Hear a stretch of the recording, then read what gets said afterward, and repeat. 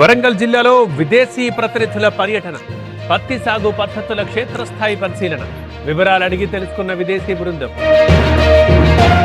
గాజువాకలో lavish beauty centre పై దాడులు, ముగ్గురు యువతుల్ని రెస్క్యూ చేసిన టాస్క్ ఫోర్స్, 2 మహిళలు సహా 4 నిర్వాహకులు అరెస్ట్. వర్ధన్నపేటలో ప్రైవేట్ స్కూల్ నిర్వాహకం, క్లాస్ రూమ్ లో విద్యార్థులకు ఫాస్టర్ మత బోధన, విద్యాశాఖ అధికారులకు తల్లిదండ్రుల ఫిర్యాదు. కృష్ణా జిల్లా ఎస్పీ వ్యాఖ్యలపై పేర్ని నాని స్పందన, సిఐ రెచ్చగొట్టేలా వ్యాఖ్యలు చేశారు. పోలీసుల్ని దుర్భాషలాడలేదన్న వైసీపీ నేత.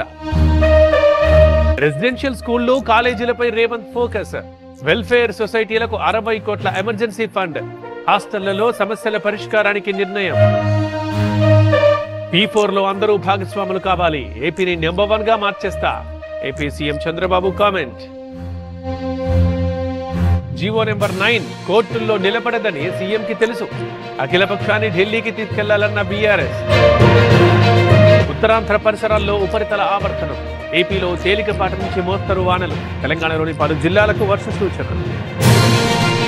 శ్రీశైలం జలాశయానికి కొనసాగుతున్న వరద, ఇన్ఫ్లో 75,000, అవుట్ఫ్లో 66,000 క్యూసెక్కులు, కొనసాగుతున్న జల విద్యుత్ ఉత్పత్తి.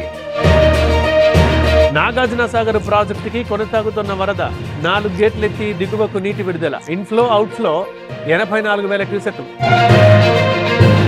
తుంగభద్ర డ్యామ్ కి తగ్గుతున్న వరద, ఇన్ఫ్లో అవుట్ఫ్లో 10,000 క్యూసెక్కులు, ప్రస్తుత నీటి మట్టం 1625 అడుగులు. జూరాల ప్రాజెక్టు 4 గేట్లు ఎత్తివేత, ఇన్ఫ్లో 70,000, అవుట్ఫ్లో 74,000 క్యూసెక్కులు, ప్రస్తుత నీటి మట్టం 318 మీటర్లు.